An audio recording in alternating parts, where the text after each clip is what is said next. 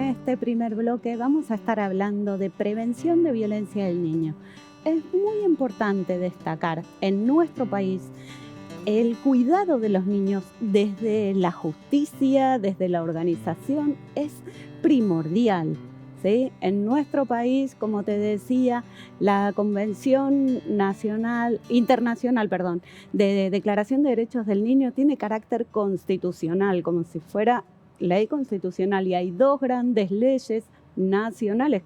Una es la Ley de Protección Integral de Derechos del Niño, Niña y Adolescente, y la Ley Lucio, que enmarcan y signan los cuidados que debemos tener con niños, niñas que pueden llegar a ser víctimas de violencia. La violencia genera un deterioro, un daño en el desarrollo infantil muy grande. Por eso invité a la doctora Angélica Huapenca. Angie es pediatra,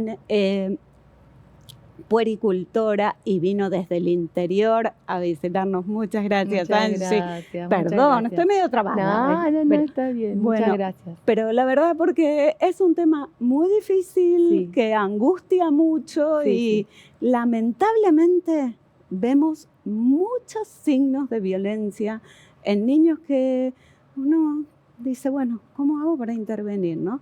Empezamos entonces por el principio. ¿Cuáles son los signos? ¿Cómo podemos darnos cuenta que un niño está siendo víctima de violencia? Bien, bueno, ante todo muchísimas gracias por la invitación. Y sí, la verdad, como vos decías, es un tema que cada vez que debemos tocarlo es delicado y debemos ser muy cautos, pero estamos acá justamente celebrando este espacio para poder ayudar y comunicar, ¿no? Como vos me consultabas, ¿cuáles son los primeros signos? Y podría ser, tal vez, depende de la edad del niño, ¿no? Porque sí, tal vez hay niños que tienen una edad en un jardín de infantes, por ejemplo, donde todavía tal vez añito y medio, 2 añitos, 3 añitos, no tienen un vocabulario para poder comunicarnos exactamente lo que les está pasando, pero hay signos no solamente físicos, que ahora los vamos a nombrar, sino también en sus comportamientos. Tal vez sí, podríamos comenzar por estos cambios emocionales que puede tener un niño, niños que habían logrado ciertas capacidades motrices o motoras o... Totalmente. Hay como un retroceso en aquello que había aprendido. Exactamente. Vuelve para atrás, como ya no puede hacerlo. Exactamente. Y eso empieza, por ejemplo, en la salita del jardín a llamar la atención. O tal vez a los padres en casa, sí, o algún abuelo, alguna tía, algún allegado, decir, ¿por qué? Si este niño había logrado tales pautas, ahora veo que está como en un retroceso. En cuanto a su comportamiento, puede ser un niño que está muy irritable, un niño que no lo podemos calmar con nada o que tiene ciertos temores a ingresar a ciertos lugares. Como los dos extremos, ¿no? Eso, irritabilidad, ansiedad y por otro lado inhibición, retraimiento, exactamente, pero que nos llaman mucho la atención, exagerados. Exageradamente. Luego podemos ir con el tema de la alimentación. Hay muchos niños que tal vez estaban en pleno aprendizaje de su alimentación, variándola, probando cosas nuevas, digamos, haciendo como una evolución natural de su alimentación, y de golpe se ponen extremadamente selectivos o se ponen como a comer como esa manera que dicen las mamás o cuenta hasta la seño en el jardín de decir desaforados. Veo que voracidad. Voracidad, exactamente, como descontrolados, sí, sin una explicación. Entonces, o al otro extremo de directamente dejan de comer, no comen absolutamente nada, no prueban un bocado, retiran la comida, no quieren participar de ese juego de la comida. Por ejemplo, lo vuelvo a tocar en el jardín porque es una consulta bastante frecuente y llama la atención de que este niño está pasando algo con su alimentación de golpe. Volvemos al inicio. Era un niño que disfrutaba del momento de la comida, de compartir ese momento tan lindo que hay, sí, en el jardín, y de golpe dejan de comer. Otro signo también puede ser estos dolores de panza inexplicables. Este dolor Sí. abdominal y siempre le duele la panza y siempre o no quiere entrar al jardín porque le duele la panza. Hay como un rechazo a ingresar a lugares a donde tiene que compartir con otros niños o tal vez, ahí ya vamos un poquito más profundo, a ir a ciertos lugares a donde ese niño se siente amenazado. Entonces Totalmente. prefiere ir al lugar, a la casa de cierta persona, por ejemplo, prefieren no ir, o a un lugar que está oscuro. Ellos como que se quieren resguardar y llama mucho la atención. También me parece importante como aclarar que así como, no sé, se me ocurre, por ejemplo, la fiebre es signo de que pasa algo, no Exacto. hay un traductor simultáneo que diga, bueno, si tiene fiebre solamente puede tener dolor de oídos. Exacto. No. Entonces, con estas actitudes, este cambio Estas en la alarmas. conducta son alarmas, Exacto. pero lo que tenemos que hacer es consultar con profesionales, Totalmente. tratar de escuchar a este niño, a esta niña y ver qué le está pasando particularmente. No es que cualquier niño que tenga estas actitudes Exacto, va a totalmente. estar siendo víctima de violencia, pero sí es muy importante decir, esto es una alarma, Es esto es una alarma, alerta. algo está pasando. Siempre Totalmente. Y desde todos los ámbitos lo podemos ver. Vos lo verás en tu consultorio, lo vemos en el colegio, en el jardín. Un vecino, una vecina, cualquier persona puede llamar al 102 o ir a las defensorías. Exactamente. Y siempre recordar esto, y es importante que cuando este niño nos está dando todas estas alarmas, o por ahí, si es un poquito más grande, puede poner en palabras algunas situaciones. Por ejemplo, esto me olvidé de mencionarlo, hay niños a veces en el consultorio que veníamos con un desarrollo, crecimiento normal, el examen físico era natural, podíamos hacerlo de manera muy, hasta como un juego con su mamá, con su papá. De golpe ese niño o esa niña no quiere dejarse revisar. O sea, se resiste a que uno le quite la ropa, le revise sus órganos, porque es parte del examen físico. Entonces eso también es un signo que nosotros ahí encendemos las alarmas y decimos, ¿qué está pasando?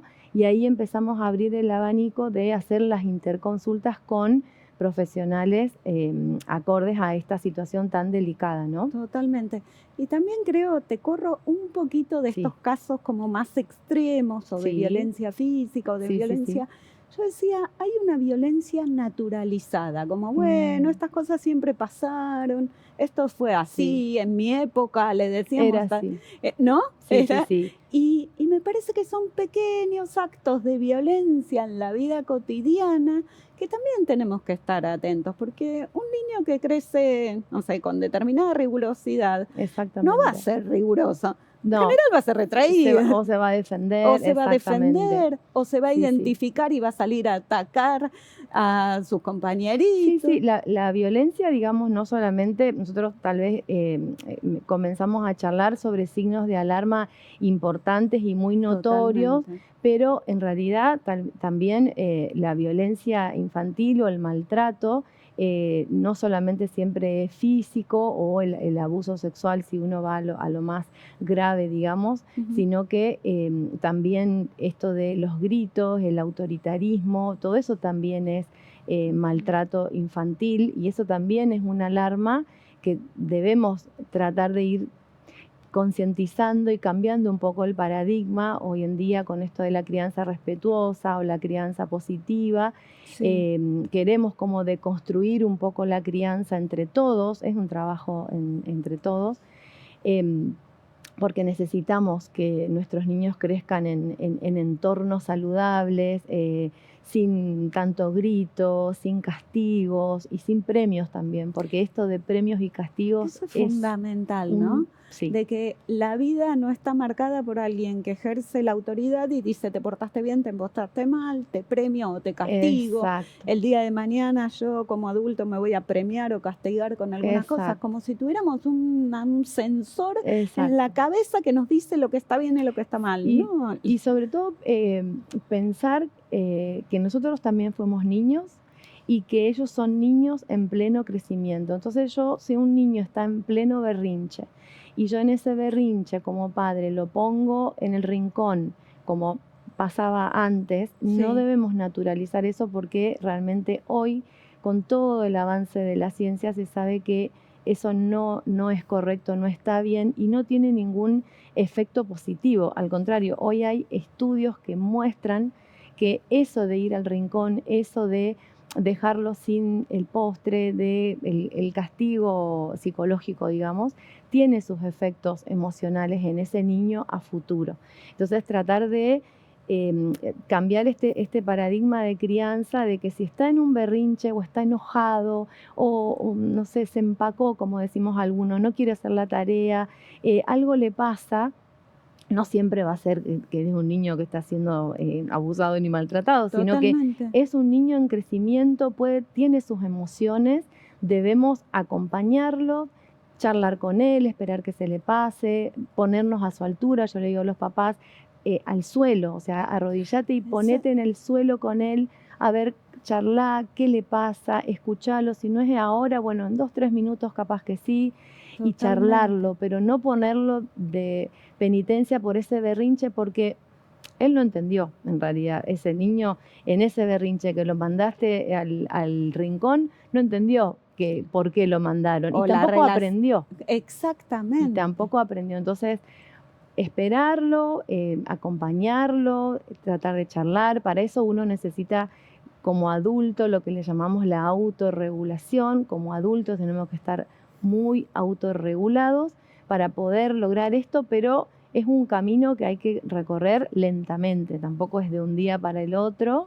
Totalmente. Porque cada papá también traemos una crianza, uno de un lugar, uno del otro, entonces es una manera de equilibrar y de limar esas asperezas, como quien dice, entre adultos, para poder llevar esta crianza a un mejor destino, digamos, ¿no? Exacto. Ay, Angie, muchísimas gracias. Qué linda la dulzura con la que hablas. Muchísimas gracias. Muchas gracias. Te espero próximamente. Sé que venís al próximo programa. Muchas gracias. Gracias por estar acá en